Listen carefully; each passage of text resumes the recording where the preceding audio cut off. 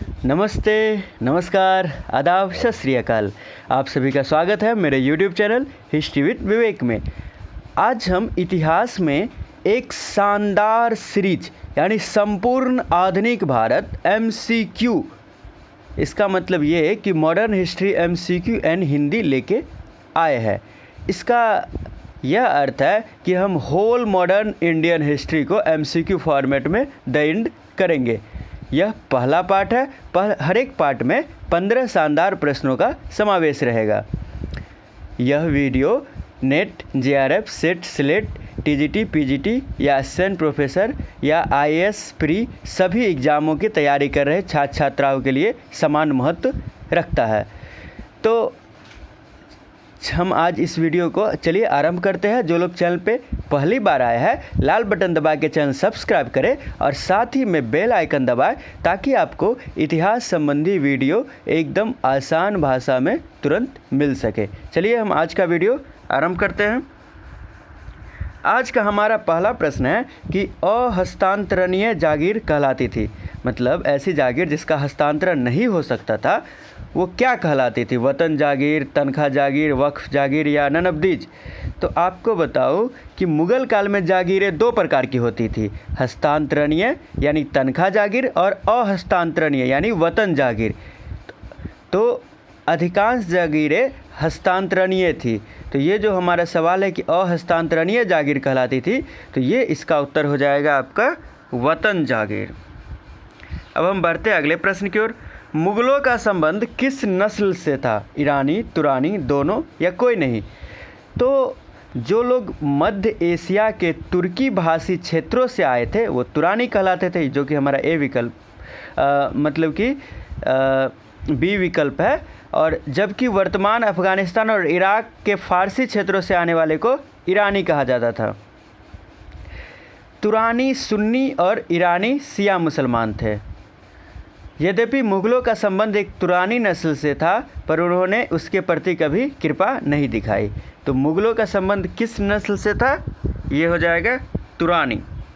तुरानी कौन थे? मैंने अभी बताया है कि जो लोग मध्य एशिया के तुर्की भाषी क्षेत्रों से आए थे वे तुरानी कहलाते थे, और वही ईरानी जो कि वर्तमान ईरान, अफ़गानिस्तान और इराक के फ़ारसी भाषी क्षेत्रों से आते थे वो ईरानी कहलाते थे।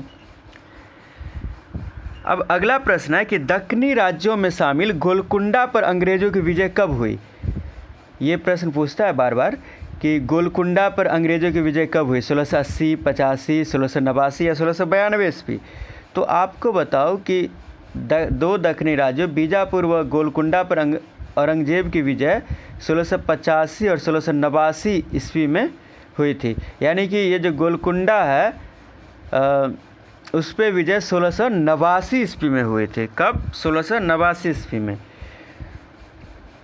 इसके बाद के जो कुलीन इन राज्यों की सेवा में थे उनको मुग़ल के कुलीन वर्गों में शामिल कर लिया गया था और उनका समूह क्या कहलाया था? दक्कनी समूह कहलाया था। तो आपको ये जो बीजापुर और गोलकुंडा के जो ये औरंगज़ेब साहब की विजय है कि बीजापुर का 1685 में और गोलकुंडा का 1689 में, तो इसका एक ट्रिक बता देता हूँ, ये याद रखिएगा। BG59 यानी कि बीजापुर 85 और गोलकुंडा 89, याद रखेगा। ये 90 के दशक में था, यानी 80 से 90 के बीच में ये जीता था। तो इसलिए याद रखेगा BG59 यानी कि बीजापुर ये 1685 और गोलकुंडा 1689। ठीक। अब हम फिर बढ़ते हैं अगले प्रश्न की ओर। कौन दखली आधार वाले किसान होते थे? ये हमारा अगला प्रश्न है। तो पोलज, खुदाकस्त, पाहीकस्त या चाचर? तो आपको बताओ कि दखली अधिकार वाले जो किसान होते थे वो होते थे खुदाकस्त। खुदाकस्त जो होते थे वो दखली अधिकार यानी ऑक्यूपाई राइट वाले किसान होते थे, और पाहीकस्त जो होते थे, पाहीकास्त, वो घुमक्कर किसान होते थे। अगला प्रश्न है, निम्नलिखित में से किस इतिहासकार का मानना है कि जागीरदारों के परिक्रमण की व्यवस्था के कारण किसानों को उत्पीड़ित करते हैं। मतलब जागीरदार का जो ट्रांसफ़र हो जाता था कि एक जागीरदार एक जगह रह के अपना बहुत ज़्यादा इतना मजबूत ना हो जाए कि वह मुग़ल बादशाह को टक्कर देने लगे, तो ऐसे इसलिए उसका क्या कर दिया जाता था, स्थानांतरण कर दिया जाता था, ट्रांसफ़र कर दिया जाता था कि कुछ दिन यहाँ पे इस जागीर तुम्हारी है, फिर कुछ दिन के बाद फिर दूसरे जागीर में उसको भेज दिया जाता है, फिर दूसरे वाले को इसमें लेके चला आया जाता था। तो ये जो ट्रांसफ़र का सिस्टम था, तो किस इतिहासकार का मानना है कि जो ट्रांसफ़र के सिस्टम के कारण वो जागीरदार जो होते थे वो किसानों को खूब उत्पीड़ित करते थे। सतीश चंद्र, इरफान हबीब, मोहम्मद हबीब या आरसी मजूमदार, ये आपके विकल्प है। तो आपको बताओ कि ये विचार जो थे वो इरफान हबीब साहब के थे। चूँकि जागीरदारों को नियंत्रित रखने हेतु बादशाह ने परिक्रमण की नीति जारी रखी थी, यानी रोटेशन की पॉलिसी की थी, पर इरफान हबीब साहब का मानना है कि इस स्थानांतरण की वजह से वह अपनी जागीर को बस लूटना पसंद करता था, क्योंकि वो सोचता था कि कुछ ही दिन बाद मेरा ट्रांसफ़र हो जाएगा तो क्या इसका विकास करे, जितना से जितना हो सके टैक्स वसूल लो और यहाँ के लोगों को जितना परेशान करना हो, मतलब अपने अमीर अपना जेब जितना भरना है भर लो, क्योंकि यहाँ तो परमानेंट रहना नहीं है। तो ये जो विचार थे ये इरफान हबीब साहब के विचार थे। अब हम बढ़ते हैं फिर अपने अगले प्रश्न की ओर। किस मुग़ल बादशाह के शासनकाल में खालिसा की ज़मीनें भी इजारेदारों को दी जाने लगी? तो ये हमारा अगला प्रश्न है। तो ये जो प्रश्न है इसका उत्तर हो जाएगा आपका फर्रुखसियर। अब इसका डिटेल में अगर हम जाए तो आपको बताओ कि मुग़ल काल के अंत में बादशाह ज़्यादा लाभ हेतु माल गुजारी वसूलने का अधिकार सबसे अधिक बोली लगाने वाले को देने लगे। मतलब जो सबसे ज़्यादा बोली लगाए उसको टैक्स वसूलने का, माल गुजारी वसूलने का अधिकार मिल जाता था। तो ये व्यवस्था इजारादारी व्यवस्था कहलाती थी। बहुत प्रश्न पूछता है, इसलिए जेहन में हमेशा रखिएगा। और अक्सर इजारादारी की मांग मालगुजारी की वास्तविक मांग से बहुत अधिक होती थी। मतलब ये जो बोली लगाया जाता था वो बोली बहुत ज़्यादा लगाई जाती थी, जबकि मालगुजारी उससे कम ही होती थी। तो दबाव छोटे ज़मींदारों व किसानों पर आ जाता था, यानी कि वो किसानों का खूब शोषण होता था। फर्रुखसियर के शासनकाल में खालिसा की ज़मीनें भी इजारेदारों को दी जाने लगी। यही हमारा प्रश्न था। अब हम फिर बढ़ते हैं अगले प्रश्न की ओर।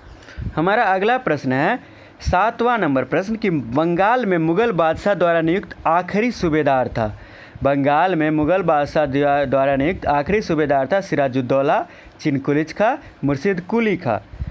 तो 1717 ईस्वी में मुर्शिद कुली खां के सूबेदार बनने के बाद बंगाल सूबा या प्रांत में मुग़लों का नियंत्रण धीरे धीरे हटने लगा। मुर्शिद कुली खां ने मुग़लों से औपचारिक संबंध कभी नहीं तोड़ा और बंगाल का वार्षिक राजस्व नियमित रूप से दिल्ली भेजता रहा, परंतु वह अपने क्षेत्रों में स्वतंत्र राजा की तरह व्यवहार करता रहा। 1727 ईस्वी में इसकी मृत्यु हो गई। तो बंगाल में मुग़ल बादशाह द्वारा नियुक्त आखिरी सूबेदार जो था वो मुर्शिद कुली खान था। 1724 ईस्वी में हैदराबाद का स्वतंत्र राज्य शाही दरबार के एक शक्तिशाली कुलीन द्वारा स्थापित किया गया था। वह था, मतलब 1724 में हैदराबाद में जो स्वतंत्र राज्य स्थापित किया गया वह मुग़ल दरबार के ही एक शाही कुलीन द्वारा किया गया था। वह कौन था? चिनकुलिच खां या निजामुल मुल्क आसफ जाह प्रथम या अलीवर्दी खां या ए और बी दोनों सही। तो वो जो था 1724 ईस्वी में हैदराबाद में स्वतंत्र राज्य स्थापित करने वाला वो था चिनकुलिच खां। इसी का दूसरा नाम था निजामुल मुल्क आसफ जाह प्रथम। अतः यहाँ पर हमारा विकल्प डी, ए और बी दोनों सही जवाब हो जाएगा। आपको बताओ चिनकुलिच खां के बारे में, यह तुरानी था। सैयद बंधुओं के मुग़ल दरबार में रहने से वह खिन्न हो गया और उनके विरुद्ध तुरानी व ईरानी कुलीनों को संगठित कर 1720 ईस्वी में सैयद बंधुओं का खात्मा कर डाला। अब सत्ता मोहम्मद शाह को मिल गई। वह 1722 से 24 तक वजीर रहा, पर दरबार में गुटबंदी और अन्य कारणों से परेशान होकर वो दक्कन चला गया। अब है अगला प्रश्न हमारा कि बुरहानुल मुल्क की उपाधि किसकी थी? सिराजुद्दौला, सफदरगंज, सदात खां या शुजाउद्दौला? ये हमारे विकल्प है। शुजाउद्दौला नीचे है। तो ये जो उपाधि थी तो ये सदात खान की उपाधि थी। 1722 ईस्वी में सदात खान अवध का सूबेदार नियुक्त हुआ। साथ ही प्रांतीय विद्रोह को वो इतने बढ़िया तरीके से कुचला, यानी अवध का सूबेदार होने के बाद, कि बादशाह मोहम्मद शाह ने उसे ये बुरहानुल मुल्क की उपाधि दी। अब हम फिर बढ़ते हैं अगले प्रश्न की ओर।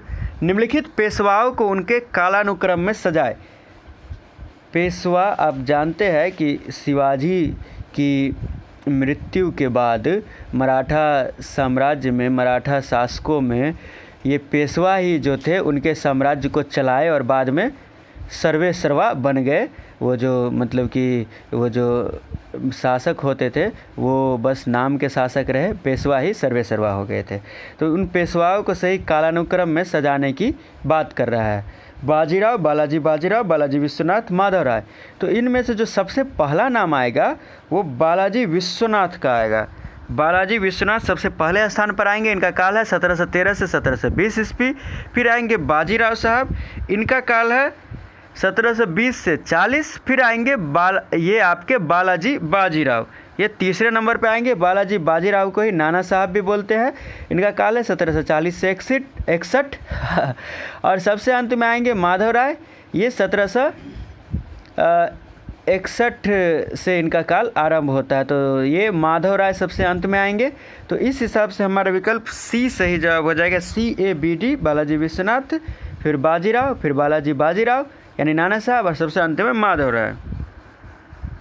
अब है गुरु गोविंद सिंह ने खालसा पंथ की स्थापना की थी कब? मतलब ये हमारा 11 नंबर प्रश्न है। 1619, 39, 99, 1799। तो गुरु गोविंद सिंह जी ने खालसा पंथ की स्थापना 1699 ईस्वी में की थी। 10वें गुरु गोविंद सिंह ने 1699 ईस्वी में खालसा पंथ की स्थापना की तथा सिखों के एक सैनिक संगठन का रूप दिया। उन्हें बिना कटे केस और कृपान समेत 5 पहचान स्पष्ट रूप से धारण करने का निर्देश दिया, जो सार्वजनिक रूप से उनकी पहचान की घोषणा करे। ऐसा संभवतः उन्होंने मुगलों से टकराव खत्म करने की, मुगलों से टक्कर देने की स्थिति के लिए किया था, कि मुगलों को हम टक्कर दे सकें।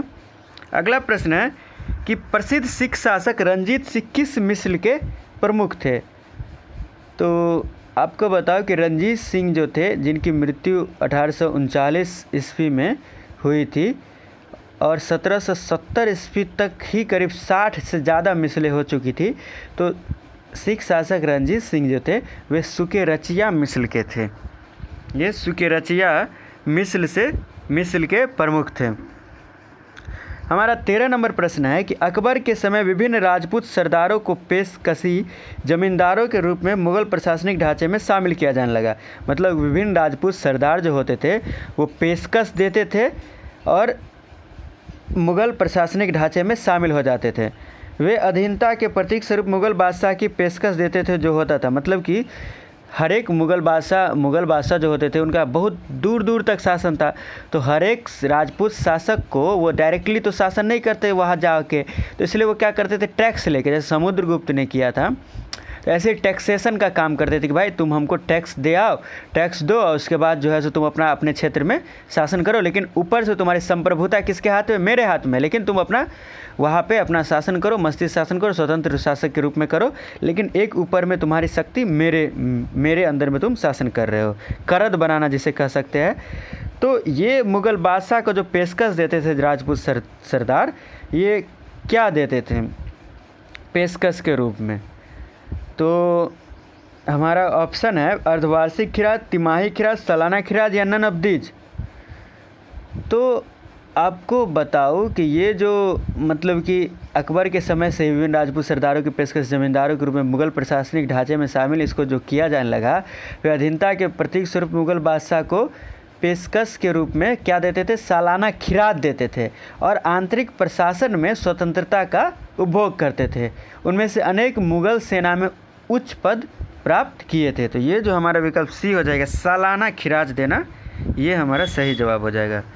अब 14 नंबर प्रश्न है कि बहुत ही महत्वपूर्ण प्रश्न है। टीपू ने मैसूर में यूरोप की प्रौद्योगिकी लाने के लिए अपने दूत फ्रांस भेजे, यानी कि मैसूर में वो टेक्नोलॉजी का विकास चाहता था, इसलिए अपने दूत को क्या किया था, फ्रांस भेजा था। उसने खेतिहर अर्थव्यवस्था के आधुनिकीकरण में भी रुचि ली थी।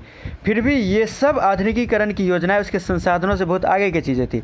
मतलब उसने मॉडर्नाइजेशन का, आधुनिकीकरण का बहुत प्रयास किया, पर उस समय इतने रिसोर्सेस नहीं थे कि वो वाकई में मॉडर्नाइजेशन कर पाता। तो पूछ रहा है कि जैसा कि एक इतिहासकार ने कहा कि मैसूर एक आधुनिक सभ्यता के वास्तविक आरंभ से बहुत दूर रहा था, तो उस इतिहासकार की पहचान करें। मतलब मैसूर मॉडर्नाइजेशन की बड़े बड़े विचार लाए और बहुत प्रयास किए, फिर भी वो मॉडर्नाइजेशन से, आधुनिक सभ्यता के वास्तविक आरंभ से बहुत दूर रहा था। ये किस इतिहासकार के विचार है? सतीश चंद्र, मोहम्मद हबीब, आर.सी. मजूमदार, इरफान हबीब। तो आपको बताओ कि ये जो विचार हैं, ये इरफान हबीब साहब का विचार है। अब हमारा अगला प्रश्न है, जो कि आज का हमारा अंतिम प्रश्न है, कि किस विद्वान का कथन है कि 1784 यानी पिट्स इंडिया एक्ट के पारित होने तक भारत की राजनीतिक विजय के बारे में अंग्रेज़ों की कोई सुसंगत नीति नहीं थी। मतलब 1784 में जो पिट्स इंडिया एक्ट पारित हुआ था, तब तक भारत की राजनीतिक विजय, इससे पहले तो अंग्रेज, आप जानते हैं कि व्यापारी के रूप, कंपनी के रूप में ईस्ट इंडिया कंपनी आई थी, बाद में राजनीतिक सत्ता स्थापित करने की दिशा में बढ़ गई और व्यापार भी लाभ से कमाई और सारा चीज़, मतलब कि इंडिया का पूरा आर्थिक दोहन होने लगा। तो पूछ रहा है कि 1784 यानी पिट्स इंडिया पारित होने तक भारत की राजनीतिक विजय के बारे में अंग्रेज़ों की कोई सुसंगत नीति नहीं थी। यह किस विद्वान का कथन है? C.A. बेली, इरफान हबीब, P.J. मार्शल या जेम्स मिल? ये आपका होमवर्क है, कमेंट बॉक्स में लिखिएगा। प्रश्न संख्या 15, उसके सामने ABCD जो आपको सही जवाब लगता है वो आप लिखिएगा, या इसका जवाब आप कहीं से भी ढूंढ के लाने का प्रयास कीजिएगा। कमेंट बॉक्स में ज़रूर लिखिएगा। जिनका जवाब, अब किनका जवाब सही है वो आपको इस वीडियो के अगले पार्ट में पता चलेगा। तो आपको बताएं कि इस तरह से यह वीडियो आज हमारा समाप्त हुआ। चाहे आप नेट JRF का प्रिपरेशन कर रहे हो, या TGT, PGT, या किसी भी राज्य में असिस्टेंट प्रोफेसर, या साथ ही IAS प्री, किसी भी एग्ज़ाम के लिए आप प्रिपरेशन कर रहे हैं, तो उस सब के लिए यह सीरीज़ बहुत ही उपयोगी है। हम इसी तरह मॉडर्न इंडियन हिस्ट्री को पूरे MCQ मूड में, यानी मल्टीपल चॉइस क्वेश्चन मूड में, हिंदी माध्यम वालों के लिए एकदम अंत तक पूरे, मतलब इम्पोर्टेंट क्वेश्चन को समेटते हुए इसको बढ़िया से समाप्त करेंगे। सारे पार्ट्स बहुत ही इंपॉर्टेंट रहने वाले, हर एक पार्ट में 15-15 प्रश्न रहेंगे। इसी तरह आप जानते हैं कि हम एंशिएंट इंडियन हिस्ट्री को भी समाप्त करने के लिए सीरीज शुरू कर दिए हैं। 2 पार्ट आ भी चुके हैं, तो आप प्लेलिस्ट में जाके देख सकते हैं। सप्ताह के 2 दिन हम ये एंशिएंट इंडियन हिस्ट्री, संपूर्ण प्राचीन भारतीय इतिहास का MCQ मूड में द एंड वाले सीरीज का अध्ययन करेंगे, और फिर अगले 2 दिन मॉडर्न इंडियन हिस्ट्री, जो कि आज था, और फिर अगले 2 दिन जो होंगे 5वां और 6ठा दिन सप्ताह का, वो इतिहास विषय से जो नेट JRF की तैयारी कर रहे हैं उनके लिए स्पेशली होगा, यानी कि प्रीवियस ईयर क्वेश्चन सीरीज लाएंगे विथ बेस्ट एक्सप्लेनेशन। और अंतिम दिन में हम मध्यकालीन भारत लाएंगे, मध्यकालीन भारतीय इतिहास लाएंगे सप्ताह के अंतिम दिन, जो कि सभी के लिए महत्व रखेगा। तो वीडियो पसंद आई तो लाइक करें, कमेंट करें, और सबसे ज़रूरी बात कि आपको जो उपयोगी वीडियो लगती है, तो इतिहास से जो अन्य छात्र, आपके दोस्त तैयारी कर रहे हैं, उनके बीच ये वीडियो शेयर करें, ताकि वो भी लाभ उठा पाए और घरों में रहे, सुरक्षित रहे, एग्ज़ाम की प्रिपरेशन पे पूरा ध्यान दे और चिंता बिल्कुल ना करे, क्योंकि आपका चाहे एंशिएंट हिस्ट्री हो या मॉडर्न हिस्ट्री हो, सबको मैं एकदम बढ़िया से द एंड कराऊँगा। अतः आप चिंता मुक्त होके घर पे रह के एग्ज़ाम का प्रिपरेशन करें और बिल्कुल बाहर ना निकले, खुद पे यकीन रखें, आप कर सकते हैं। धन्यवाद।